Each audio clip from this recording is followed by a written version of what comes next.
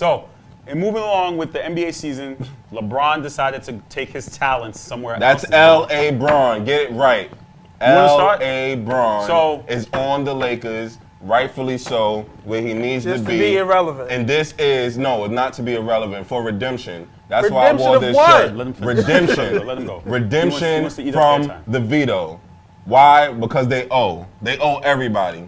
We were supposed to get Chris Paul long time ago. Kobe was supposed to go out with at least 7 to 8 rings, and that's how it's supposed to go. He's still a GOAT, though. But now we got LeBron, L.A. Bron, that is, the best in the game. One more piece this offseason, and then it's over. Y'all got 6 months to get your thing together. Good luck.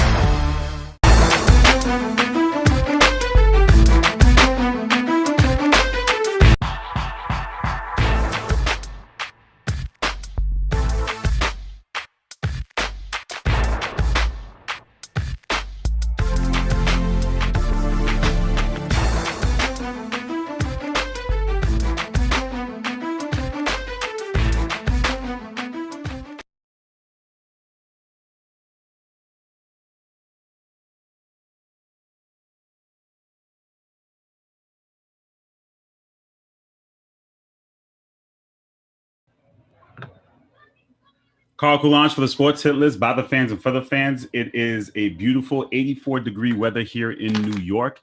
It's 84 degrees, but it actually feels like it's 94, touching 100. To those out there, I hope everyone is staying cool and staying safe.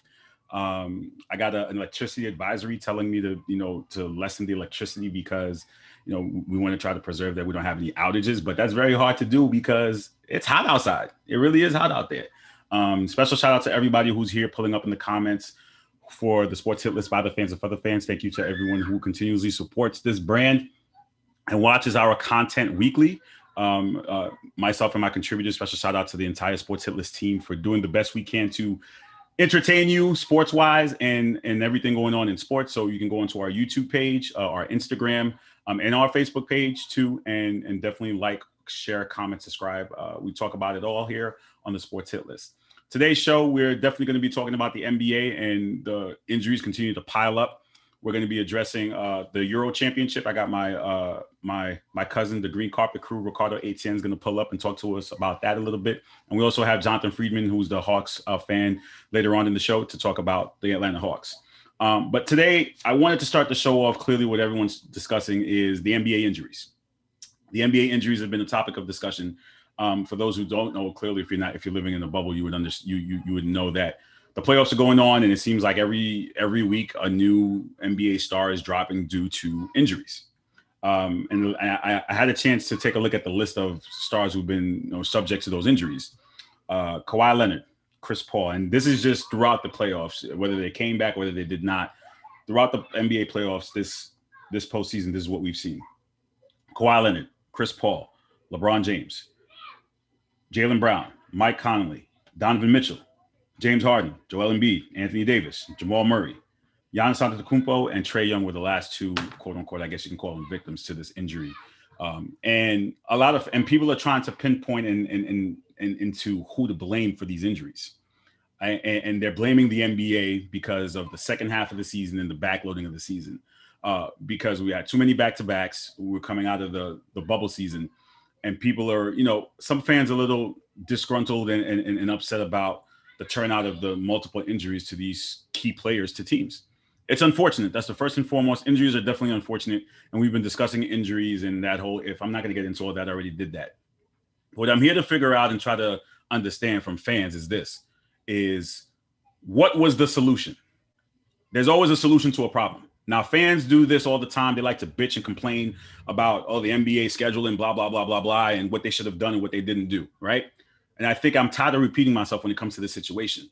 You're coming out of a bubble season in October, the NBA season, and the longest NBA season in history. You stopped playing for 5 months due to COVID. 4 to 5 months. You pick it back up in the bubble. We finished out the season in October. There were 2 options on the table. I'm going to say this again because I've been saying this consistently and people seem to not want to listen. There were 2 options on the table to start the season 2 days before Christmas, 2020, or start at Martin Luther King 2021. It was presented to the Players Association, and the players decided because they knew had they elected to start it after Christmas and on Martin Luther King, the players on the rookie deals would have lost money. So those were the 2 options presented to them. And when they gave them those 2 options, players were a little upset. They're like, that's a quick turnaround. They don't know how they're going to be able to do that. But when the money came down to it, the players decided to start in December. So knowing that the schedule, again, these are things that are discussed. It's not just something that just happens. These are things that are discussed over time where the players had an opportunity to make a decision what they were going to do and how it was going to affect their bodies, their health, and the long-term effects, which is what we're dealing with right now. So everything was presented, and they decided to start the league on Christmas. And now we're seeing the ripple effects of it because of the endless back-to-backs, the way the schedule is constructed, because the NBA wanted to make sure that going into the 21-22 season, which is going to start in September, that it starts back to normal, which was pre-COVID, which is 2019. You start your preseason in September, you start your regular season in October, and we're back on track. That was their overall goal. And this is why we're here right now. So I hear the fans complaining about the players suffering injuries, and it's not fair, and the NBA needs to look at it. But my question is, and I'm going to ask my contributors, what was the other solution? What could you have done to prevent this from happening when the season ended in October? What was the solution? To start the season later on and the players decided that they weren't going to get paid? So at the end of the day, we have to accept it. And it's tough, and people don't want to accept it. What were we? I need someone to tell me, and no one can seem to figure out what to tell me is what they were supposed to do after they ended the bubble, just so they can get their season back on track. You're either going to start it later, or were you going to cancel the 2020-2021 season? No. Right? Were you going to go back in the bubble? No, because players didn't want to spend time away from their family. So what was the solution? No one can seem to answer that question, but we sit here and complain about multiple injuries upon injuries upon injuries upon injuries as they pile up. And I know LeBron was on the front runner on that too when he had his tweet about it. But what were we supposed to do? What was the league? What was Adam Silver? What was the alternative solution to prevent that from happening? No one seems to be able to answer that question. No one's going to be able to answer that question. And I think that's a problem where there is no solution. And the NBA did the best that they could to do that.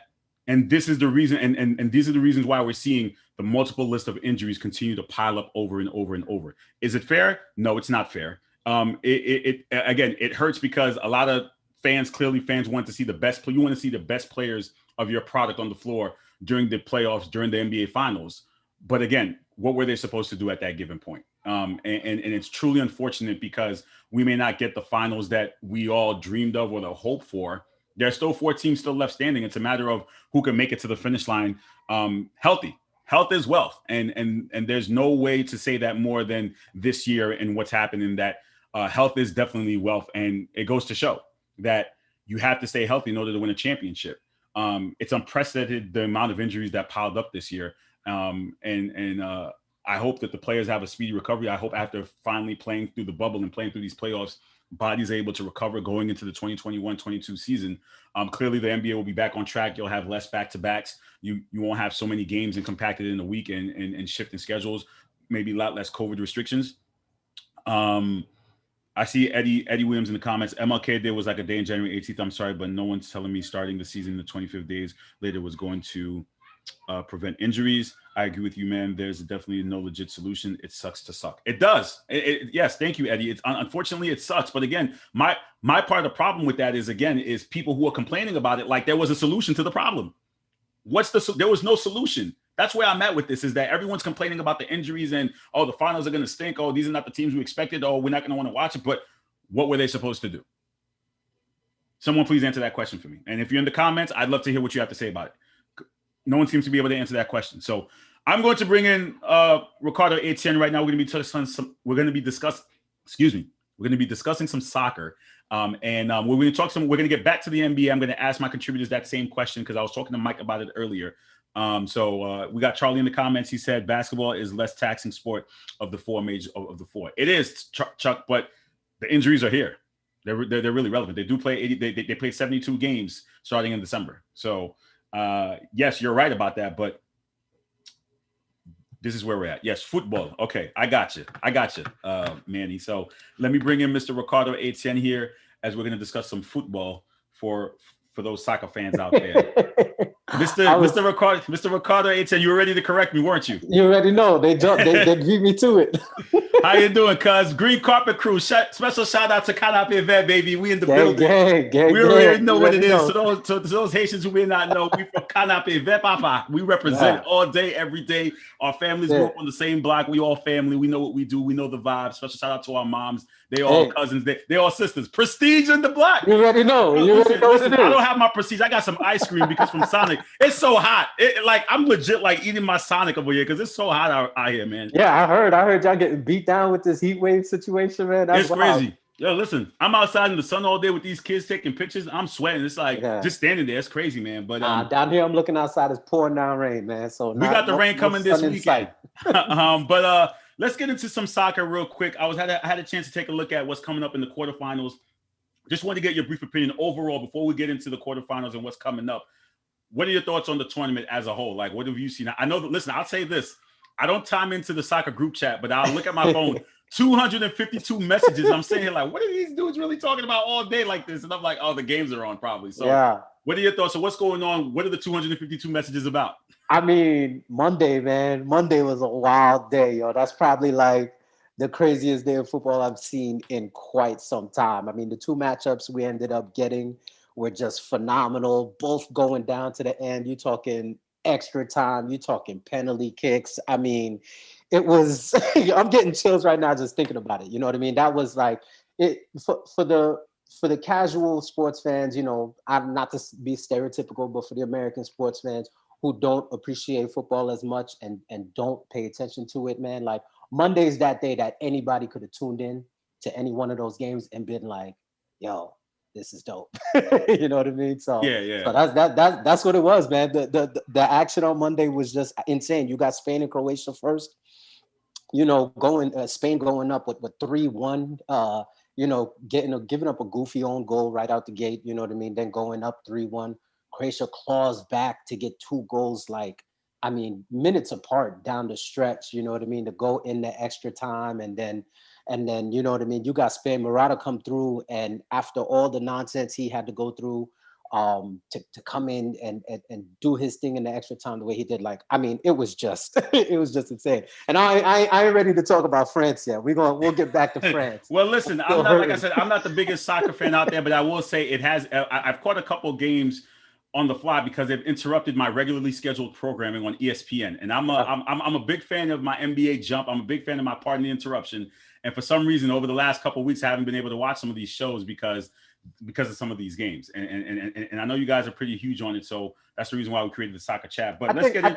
Go ahead. That's a good point right there. And that's one of the things I want to say is like, a lot of times, even when it's these big time international tournaments, you know what I mean? Like the fans that really do appreciate the game and are looking for it, we got to jump through hoops to find these games so often. They're playing on, you know, most of the time it's Telemundo, BN Sports, you know, like some of these extra plus packages, you know. So it's great to be able to have ESPN front and center, like, nah, we running this 20, man. So that's a good thing, I think. Right. So, and you know, we've had this discussion, like I've had this discussion with fellow classmates. Special shout out to my Iona Gales. I'm there right now doing my second master. So taking these business classes, we've had these discussions about, you know, how do we improve? How do we get more eyes on the soccer product? And part of it is, I know me and you have discussed it, is about moving, ESPN should be moving programming to get, you know, soccer on these prime time slots. So it's good to see that now. I know the World Cup next year, right? So definitely will be a prime event to get more eyes on the product. I think, you know, moving forward, there is a growth for soccer. There is a love for the world's greatest sport. We're not just talking one specific location. So I think ESPN needs to capitalize on that by being able to broadcast these games. So let's get into it. We got Belgium versus Italy, right, for 3 p.m. on 7/2 is the Mrs. birthday. So this weekend, It's her birthday. Monday is our wedding anniversary. I'm screwed for the rest of my life. Shut it down. Shut it down. You So got I'm nothing shutting but down. love, bro. Listen, I'm shutting down tomorrow, man. I'm shutting down. No lives for like 4 days. Like Yeah. I'm no sports. It's all about Mrs. Voltaire's Coulange's weekend. As it So- should be. As so, it should be. Smart man. But I was looking online. So this is for the 20. They're listing it as for the 2020, correct? Because they didn't play in 2020. Yeah, technically that's in what it is. 2021. You could say it's like a lazy marketing where they had Euro 2020 because it's every 4 years. So you got Right. Euro 2020 set. They didn't change all of the nuances. It just happens to be happening a year later because of. Okay. So we got Belgium versus Italy on 7-2 on July 2nd at 3 p.m. Who wins this one? Who you got? Man, it's tough. Belgium's dealing with some injury situations that could really hamper them. So we're gonna have to wait and see if De Bruyne and Hazard are gonna be out there. Italy gave up a cheap goal. You know what I mean? I think that was the first goal they've given up since like October. They had this ridiculous clean sheet streak that they were riding. So needless to say, Italy's backline has been formidable. Italy's one of those teams that every time they kind of show flashes, similar to England too, a lot can be said that every time they show flashes and you're like, oh, this is it, here they come, they end up disappointing. So it's gonna be interesting to see how they do going forward. I think if Belgium's healthy, I'm rolling with them, but you know what I mean? They got two key guys that they've got to worry about as far as being fit. So it's really a toss-up based on the health. If those guys are able to go, I'm rolling with Belgium. If not, then I think Italy is going to be able. Well, you got to give us a pick here. I know you know me with that yeah, word. I'm if, a teeter. Look, I'll teeter. The importance of the game. I think these guys get out there. How effective they'll be, who's to say? I'm going to lean towards Belgium. They are Belgium. the number one team in the world. So it seems to be a common theme among sports. I just did my opening monologue on injuries and health as well. But you're telling me the same thing now with this game, is that there seems to be a common injury bug, I guess, spreading across all sports, not even just in the NBA, but here in soccer too. I mean, at the end of the day, I think, one of the things I was listening to LeBron mention, I think it was on his show on The Shop, I can't remember, where he was dissecting one of the quotes that he made about never being 100. I mean, it's true. When you're a top line athlete like that, you'll never be 100%. Once you start playing, you'll never be 100%. So, I mean, these guys put their bodies on the line, every single time they get out on the court, the pitch, the field, the whatever it is, so it's just an unfortunate part of the game, and we have to be able to deal with it in the moment and move forward. We can't stop the game and postpone things because of injuries. We can't say, okay, hey, we'll play this next game a week later so everybody can be healthy. So we just got to deal with what we got, unfortunately. We have Switzerland versus Spain also on Friday, July 2nd at 12 p.m. Rick, give me a pick, brother. Yeah, I mean, this ain't supposed to be Switzerland, so heartbroken that France wasn't able to pull through and kind of capitalize off of their World Cup championship and pull a Euro out here too. The Swiss played well, they maintained, they gave the French backline fits all day. So tactically they were on point, so Spain looked good, man. Spain looked really good. They were one of those teams that I don't think many people were focusing on necessarily. A lot of the hype and focus was, the group of depth guys as well as Belgium and whatnot. So Spain, I think, is poised to kind of make a run here to the final. So without a doubt, I'm gonna go with Spain over Swiss. Okay, so I got two things here. First, Jay Lex just said in the comments, so shout out to Jay Lex. He said, if baseball keep acting up, soccer will slip into the 4th spot. I said it. So we got a little internal beef among sports. We know how that goes in the industries. But let me ask you this: will Spain play Belgium in the next round in the semifinals once they advance, or is it? Yes, yeah, ideally. And that side of the bracket is the wild west, man. Like that's where the heat is on that side of that bracket. Okay, and then now we move along. We have the Czech Republic versus Denmark on Saturday, July 3rd at 12 p.m. Who you have here? Yeah, two teams that shouldn't be here. But how did they? So tell the people, how did they even get here? If look, here's the thing. When it comes down to football, man, like that's truly a sport where that any given Sunday type mentality goes into play, man. Like, you can have the absolute best player in the world out there, and it could mean nothing sometimes. You know what I mean? So it's such a skilled and strategic game. that even when you step out on the pitch against a side that you are inferior to on paper, you could still come out here and pull a Denmark, pull a Czech Republic, and get in the spots. Red cards happen, guys get thrown out of games. Unfortunately, now you're talking 11 to 10 advantages, all types of random things that happen, throughout a game that can give the underdog the opportunity to pull through. One thing I will say, as far as it goes to Denmark, they've got the story is being written. That Disney magical story is being written. They are Cinderella. They're out there trying to do their thing for Ericsson and represent for him, with him going down the way he did back in the group stages. So if they could ride that wave, man, again, a few things go the right way. They are on the easier side of the bracket as well. So I'm rolling with Denmark here. Denmark. Okay. And then to finally to close out this quarterfinal, on Saturday, July 3rd, we have this game will be played at 3:00 Eastern time. Ukraine versus England. Yeah. Two more great games yesterday too. The Ukraine and Sweden game. Going into that, you would think it was going to be a stinker and snooze fest, but very exciting. Decent offense early on in the first half. Got very defensive in the second half. I mean, the way Ukraine was able to pull this game out was just heartbreaking on the on Sweden's end. Talking about guys getting red cards and going out and whatnot. So definitely an awesome game there. On the other side, we had Germany and England. Most said obviously the winner between that game there was probably going to go through to the final, again being on the easier side of that bracket. So England was able to pull it out and look kind of sloppy early on. There were some real funky tactical decisions throughout the match, some substitution decisions that we kind of questioned in the moment in the group chat, and then kind of came through and really paid dividends for England big time. You know what I mean? So this is England's Euro to lose at this point, because they essentially should be able to put it on cruise control and get to the final. So I'm looking at Denmark and England in the semi. All right, and all four of these, and you got 1, 2, 3. All four of these games that could be found on ESPN and ESPN2, right? They'll be on the primetime channels for people to. Those who may not be interested, for those who don't know where to find these games, they'll be on those channels for the show. Yeah, definitely, man. And again, like shout out to ESPN, making sure they're providing that platform, because I mean this is top flight football. You know what I mean? I mean this is what football,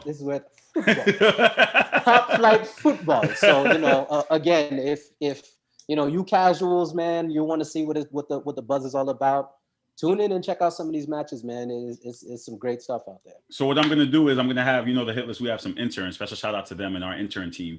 I'm going to have them pull this clip that we're talking about right now and have them come up with a little clip so we can try to promote the games and promote the soccer division. Yeah. And as we get closer, and I told you guys the reason we created it, because you guys were in my ear like, Carl, we need to do this. So I'm happy that we have it so we can start discussing other sports, as opposed to, clearly we're going to talk about our primetime games and our primetime sports, but it's good to shed some light on the other sports that people do actually care about. And you guys have shown me over the last 6 months, I'm like, damn, these dudes really do care about soccer. I didn't really know this was existing before. I was like, oh my God. Game, man. It's the beautiful game. And I got clips for you too. Trust, don't worry. I ain't forget you, man. I got please definitely send those. From the home team, Right. But while I have you here, before the NBA team comes in, let me just pick your brain real quick on basketball. What are your thoughts? I mean, I'm not sure if you're going to stop watching because the stars are dropping like flies, or if you're going to watch the NBA finals and figure out, like, what are your thoughts overall with this whole injury thing? And what are we looking forward to in the NBA finals here as we narrow it down to the end? Man, I mean, the way things have shaped up, it's been fun to watch. I mean, it's always most fun to watch when my team is winning. But absolutely. Once your team is out of it and that stress is gone, once you get over the L and you can just enjoy basketball, like, I mean, it's been an awesome playoff to watch for sure. The randomness of it has been awesome. Every time you think somebody's done and cooked, here they come back, so it's definitely going to be interesting to see. I'm still leaning towards Suns Bucks. I think that's what we're going to get. But again, you never know. As far as the injuries goes, like I say, man, it's like we can't control it. There's nothing that can be done. You can't stop the season when someone gets injured and wait for them to get healthy again. It's not Madden or 2K where you could just turn injuries off and everybody at full strength. In a perfect world, that'd be beautiful. But, Lord knows we are not in a perfect world. So to your question earlier, what the solution would have been, the solution should have been to alter this season somehow, some way, shorten it a bit more. Everybody had to be willing to give up a little bit of money. Players, owners, advertisers, everybody involved should have been able to kind of get together and try to put off the beginning of the season a little bit. But like whoever it was earlier that said, how much would that have made? How much would have that made a difference? A difference. If it's 30 days, is it 60 days? Is it 90 days? Are these guys still not getting injured? We don't know. You know what I mean? So end of the day, it's a part of the industry. It's a part of the game. Every time they lace them up and get out there, there's an opportunity that they can get hurt. So, next man up. Unfortunately, that's just the way it is, And I know the football team has been away on hiatus. I can see Travis getting his clip ready. He's just like loading the gun right now. He's going to come for me. He's going to be like, well, the NFL didn't have these many injuries come playoff time. I can hear him verbatim preparing his whole soliloquy. We got ours out the way early. Yeah. We have guys go down week 1, week 2, week 3, and then it was okay. Yeah, I know. Well, our guys went down in the late instead of early. We wanted them to go down. If they were going to go down earlier, but they went down later. But for sure, I know you'll be on for the NFL team. We're planning. For those fans who may not know how we do this show, we talk it every single day, every night. We are in the group chats. We're plotting for the season. We're cooking up some stuff. And I know, Rick, you'll definitely be a part of it. And I thank you. Appreciate you, my brother. Yeah, and man, I'll talk to you soon. Good to be soon. back, man. I feel like I've been on this forever. Absolutely, yo. And again, back. special shout out to Canapé Vert. We can't forget. This is why we're here. Special shout out to blood. that block. That's the blood that run through. That's the bloodline. That's the block. That's without that block, we are not here. That's Of Canapé Vert. Special shout out to that block over there in Haiti and Port-au-Prince. And all the people who are still on that block, and hopefully they're doing well. Rick, I'll talk to you soon, my brother. I'm going to bring in the NBA team. I'll talk to you soon, man. Be well. All right, man. Peace. All right, you're watching the Sports Hit List by the fans and for the fans. We just finished talking some soccer. I will have this clip so for those of you who missed it, you can watch it later on. I'm going to bring in my NBA contributors as we transition into the show, and we're still continuing to talk about, the NBA here as we wrap up the NBA season. Coach is in the building. How you doing, sir? I'm good. What's going on? What's up, Mike, man? How you doing, bro? Where you at, man? What the car's doing? Yo, Deb's gonna kill me, bro. You know Deb's gonna kill me. Yo, I have to get my children. What are you talking about? I know, but my wife is she's my creative director. You know she's gonna be in my ear about it, bro. Come on, man. All the viewers are gonna say, wow, these people are such great parents and great fathers. They're gonna be like, oh, this is amazing. We love the Sports Hit List. They put family first. See? This guy, always. Well, special shout out to the little ones in the back. How you guys doing? Hope you guys are staying safe out there. Say hi, everyone, because the Sports Hit List wants to say hi. Yeah, so Mike and his tribe are out here traveling. Mike, in my opening monologue, guys, I was talking about the injuries and what's the solution. Mike hit me up talking about, this is what this wasn't supposed to happen with the injuries. I understand that, but I presented it in a case where what was the solution leaving the bubble? That's my question. This is what they're not injured, but they're not injured because of that, though. Like, what are we talking about, man? But that's the narrative. That narrative is full. Hold on. Let's look. Oh, okay, Mac, tell us. Yeah, he's a coach, so he's the coach, so he knows. He's a player. The narrative is off. I'll tell you why. Look at the injuries, right? Jamal Murray is a wear and tear injury, right? He's a wear and tear injury. He wasn't no freak accident, landed on somebody, jumped and landed on an ankle. So he's one that I say, okay, maybe that's for fatigue. Anthony Davis, I'll give you him because he had a groin injury. That's another fatigue injury. But let's look at the other guys. Trae Young, he landed on somebody's ankle. It don't matter how many games you don't play in a year. That has nothing to do with fatigue or the bubble. Kyrie Irving too. Kyrie Irving landed on somebody's ankle. What does that have to do with rest? That's a percentage chance of just landing on somebody's ankle. Giannis, freak accident, jumping in the air. With him not playing a whole last year in playoffs, is that the reason that he hurt his knee last year? I mean, this year's because of fatigue. That's why he got injured last night.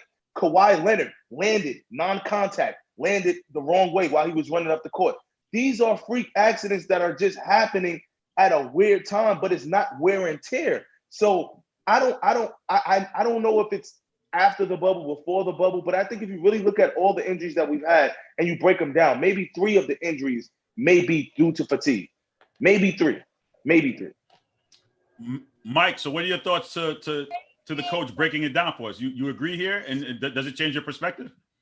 No, he's making a valid a valid point that I was actually arguing with somebody earlier about that. The ones he listed are the recent ones, but when you look at the James Harden, when you look at the LeBron James injury, and particularly when you talk about the recovery time, I think that's when people are factoring in, oh, the shortened season, there's not a lot of recovery time. Even when you have those little soft tissue injuries, you don't get that recovery time that you normally would get.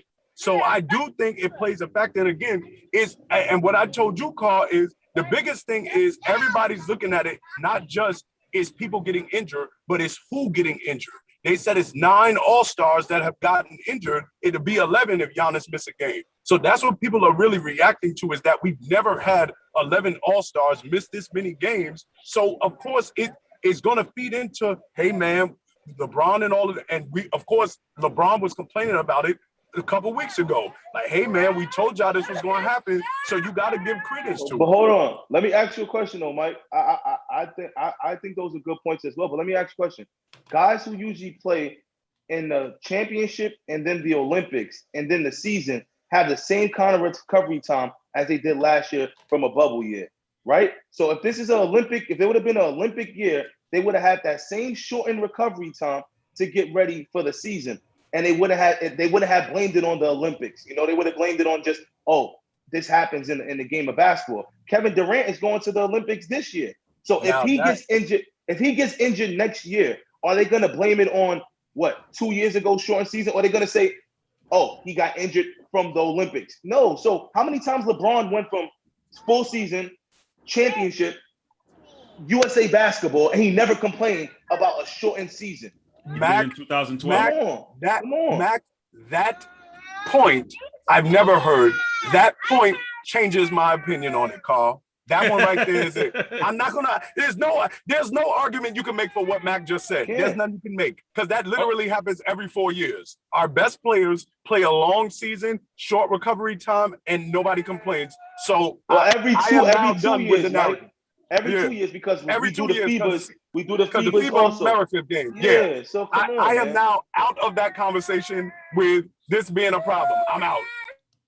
Okay. So now let's move along. So now we have the playoffs. We have the Bucks and the Hawks are tied at 2 apiece. With Giannis' status unknown. Last report I read, there's no structural damage to his knee, and there's no time for his return. We also have Trae Young, who's also hurt. Looking at this series tied 2-2, Mac, how does this finish out here? Man, this is. I mean, Tough.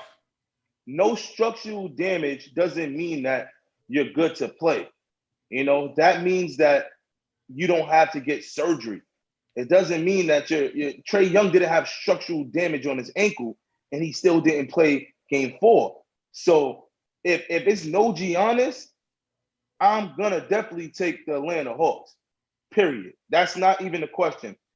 Even with a 75% Giannis, I might have to take the Atlanta Hawks, because Giannis is that big of an impact on both sides of the floor to his team. You know, he may not shoot threes, but he's putting up Shaquille O'Neal numbers this postseason. So if you took Shaquille out of the Lakers when they just had Kobe, do they win those championships or get to the championship? Probably not. We don't know. So if you take those kind of numbers away from the Bucks, they don't have that star power. People say Chris Middleton is Batman and Giannis is Robin. Well, let's see how Chris Middleton does now. He's not going to be able to put only one person said that. That was Kendrick Perkins. Kendrick Perkins is the only one. No. It's not just him. All the Giannis haters were doubling up on that, because they were like, yeah, Giannis is not that real. Wow. We told you he's not that guy. Like, some people Middleton is the closer. He's the better player because he could shoot free throws. Giannis won't even touch the ball in the last 2 minutes. People were jumping on that.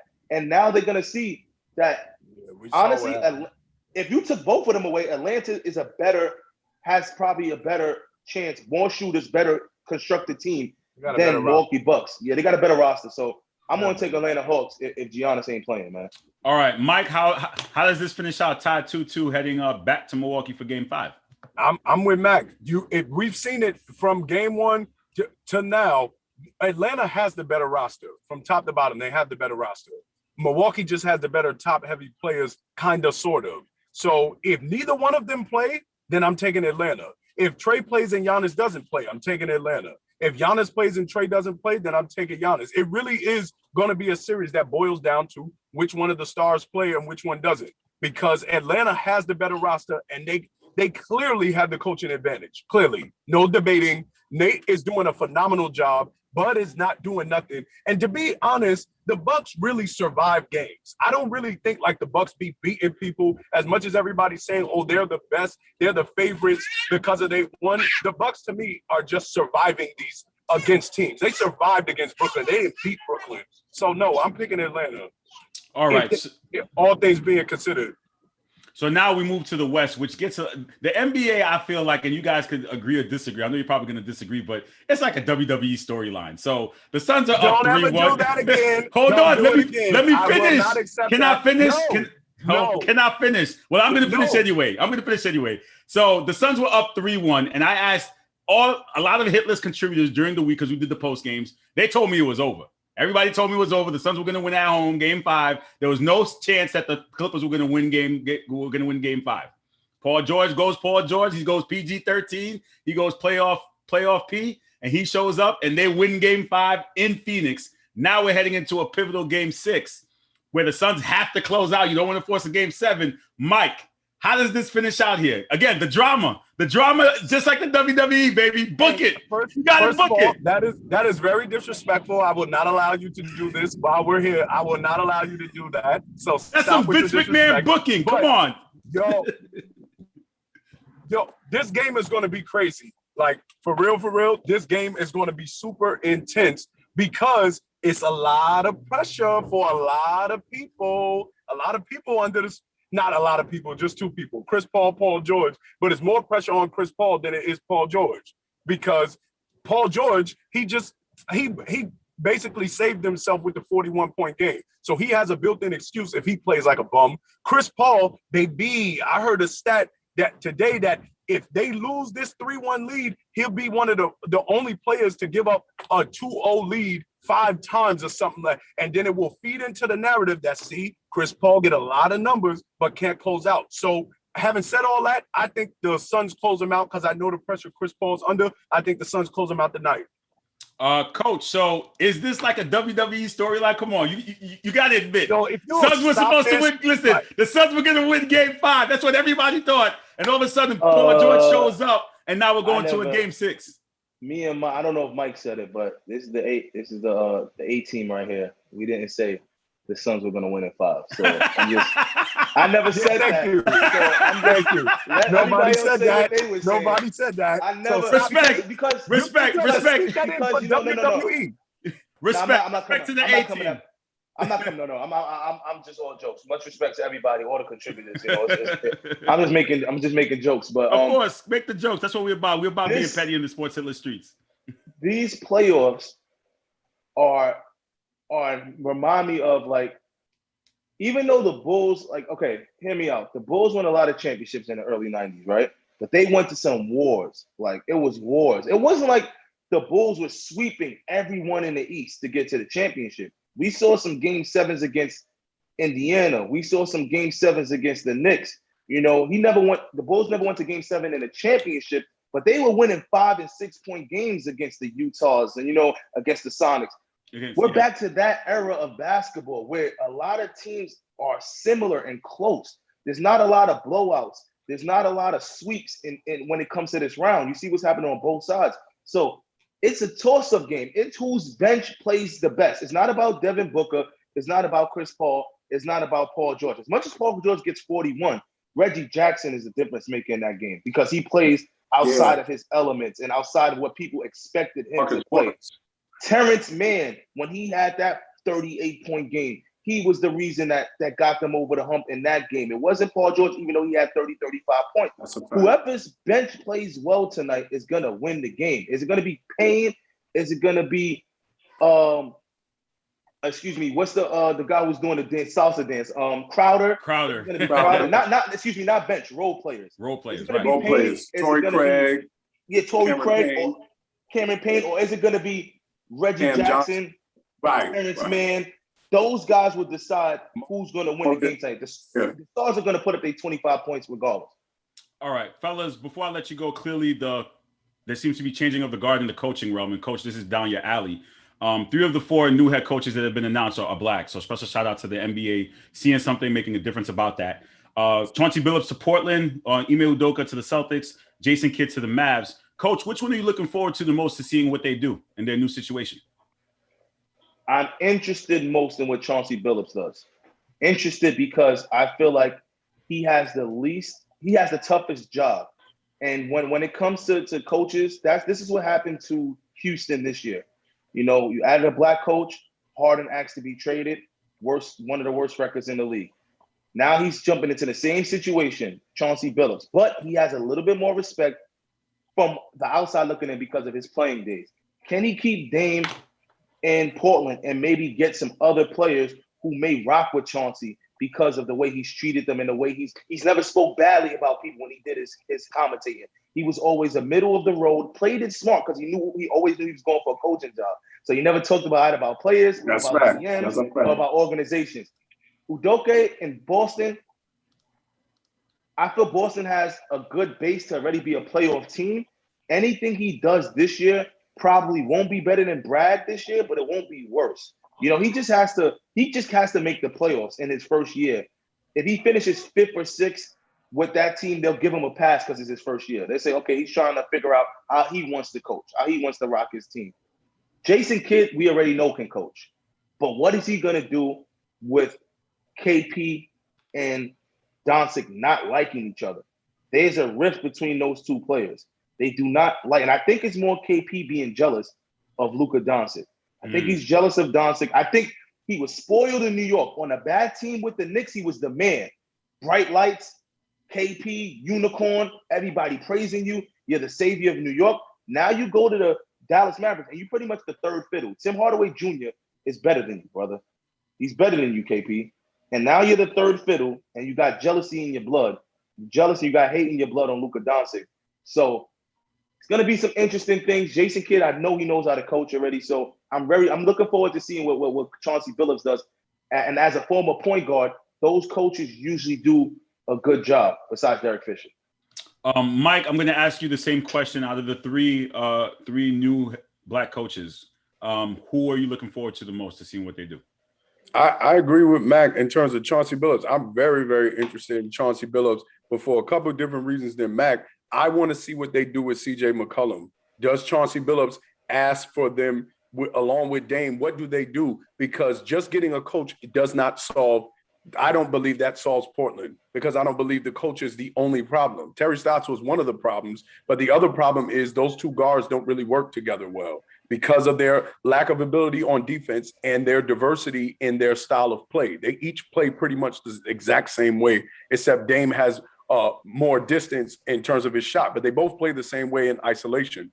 So it'll be interesting to see what offense Chauncey Billups runs, but also what is going to be the personnel. And just a little bit, Mac, I'm pushing back because I know you Knicks fans, you still feel a way about KP, but a lot of that wasn't just KP being jealous. A lot of it was supposed to be him and Luka, not Luka and Luka and Luka and Luka. They ran their offense around Luka, and all the reports came out after everything ended. Then the Mavs locker room, shouts out to our guy, Jason Ben Banks, who talked about this a lot. Me and him was texting about it. Like Luka wasn't giving the ball to KP. And Rick Carlisle wasn't using him well. So it wasn't just that KP was jealous of Luka. It was that he wasn't being utilized. And then now we're finding out Rick Carlisle, shouts out to Rick Carlisle, my new coach on the Pacers, he talked about how him and Luka, reports were they didn't have a good relationship. So there's a lot going on in the Mavs that than just KP felt the way. But again, I'm not going to argue with Bohm because Bohm got the 4-1. No. Something. You probably know something. No. But no, I think what you're saying, see, Mike, we're saying the same thing.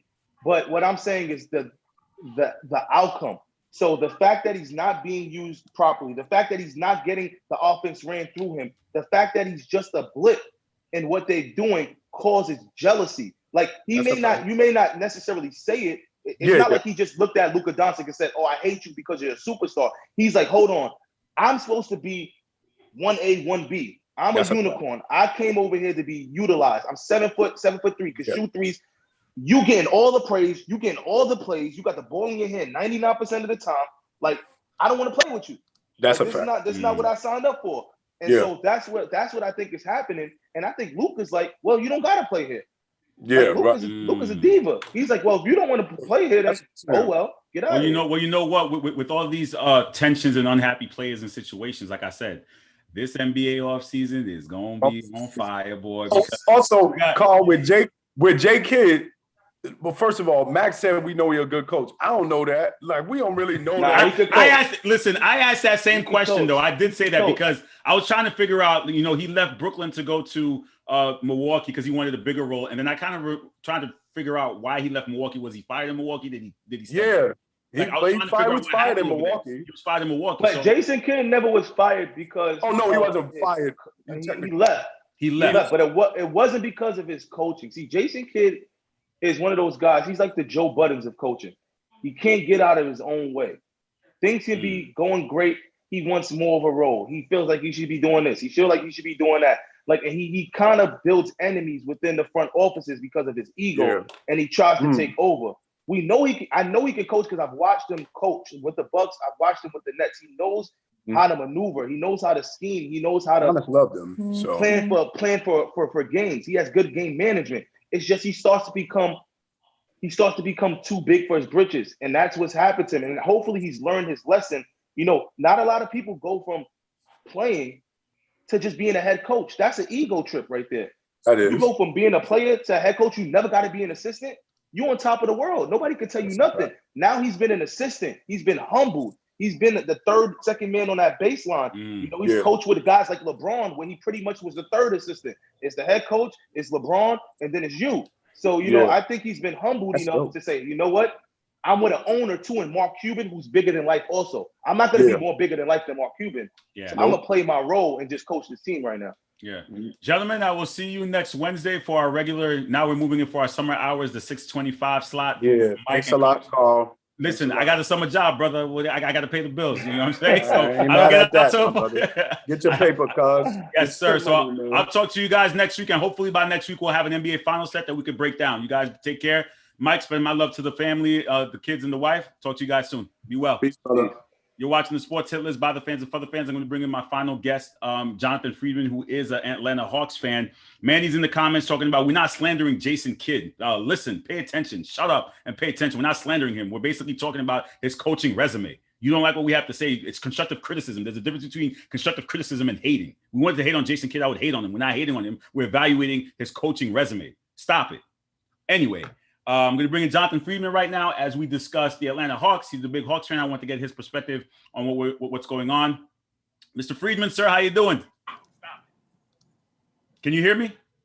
I can hear you. Can you hear me? How you doing, sir?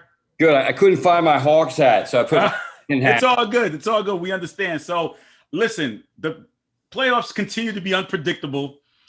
Trae Young goes down. I'm sure that hurt. But then now Giannis goes down, and the Hawks coming off a blowout win to tie this series up in 4. And now we have a pivotal game 5. And you know what I say when it comes to game 5s, which is statistically the winners of game 5 go on to win the series. So what are you thinking here with all these injuries going on, and the injuries continue to pile up as we head into game 5 and game 6? Interesting. Looking at Trae Young on Atlanta's bench last night. Yeah, he was pretty active on, just cheering his team on, but very active in regards to watching the game. Here's the deal. What's more impactful to the teams? Giannis hurt, and probably I wouldn't think he'd be playing the next game, and more to his team, or Trae hurt when you have a backup guard. And Cam. Right. So that changes things dramatically. I got to believe Trae's going to play tomorrow night. And if he doesn't, you have a solid Lou Williams there. Who's going to take the ball downhill for Milwaukee now if he doesn't play? It changes things dramatically. And you know me, I've been what I thought was a realist. I actually think at this point of the series, regardless of injuries, Atlanta's got a really good shot now. They're not bothered.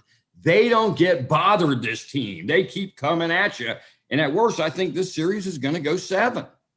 Well, you know what? I just told my guys in the last segment, my last report about Giannis is that there's no structural damage, but there's no time for his return. So that's just a question. It's kind of like that Kawhi. I'm glad that he's not hurt. I'm really glad that he's not hurt. And I hope he can play.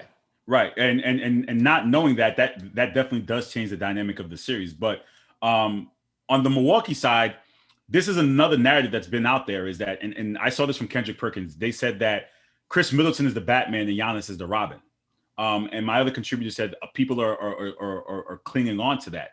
Do you think that's the case here? Is Chris Middleton the Batman and Giannis is the Robin? So that means he'd have to prove himself without Giannis now moving forward in the series.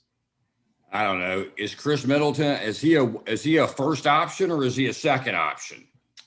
According to the fans, they're saying he's the first. He's the first. Like he's the best player. I know, but fans are going to talk. Listen, me and you are in the same media industry. We see what the fans say. This is what the fans are saying out there. So we had to bring this to the light. That's what they're talking about. It's interesting. I heard one media member today come out and say that if the Hawks were to win the NBA championship, it would go down as an asterisk season because of injuries and whatever. And people were like, what?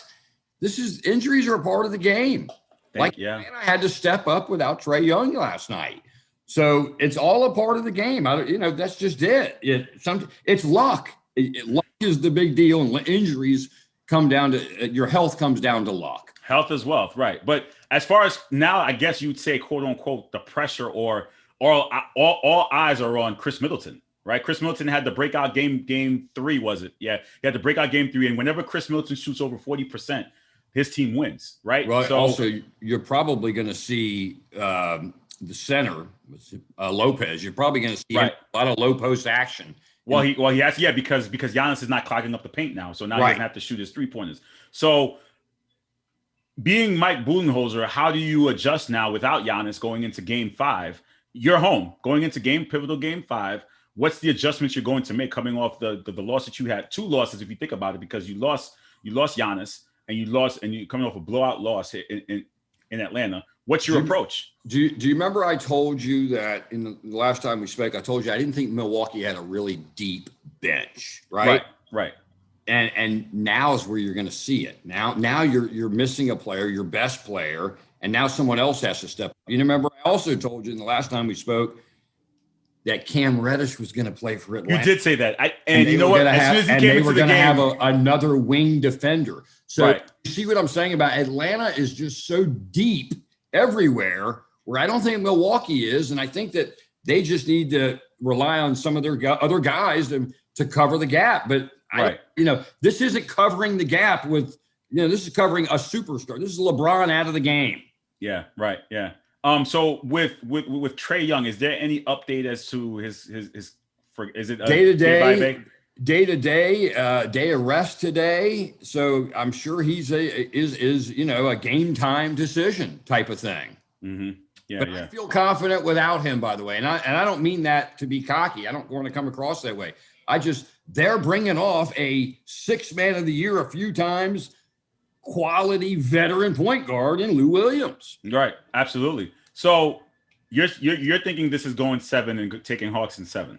I think it's gonna. I'm gonna take Atlanta in 7, but depending. I'm not mad at that. You got what happens tomorrow night. If Atlanta was to win tomorrow night, I would think they're going to close it out in a Game 6. But Giannis's injury is not something you're just coming back from tomorrow. Right. Absolutely. Moving along to the Western Conference. Yeah. Again, some hit list contributors, if you've been watching our show, when the Suns went up 3-1, everyone said it was over. Paul George, and now it's 3-2 heading back to LA tonight. How does this series play out now? I don't know. I think it's over. I think even if it was to go 7, I think Phoenix is just going to win that series. I think there's going to be a time where the Clippers kind of run out of gas, and where you see that really at the end you see the Kawhi, what that does and what that limits them to. And I just think in a 7-game series, I would think Phoenix, would win it. But we're going to find out, right?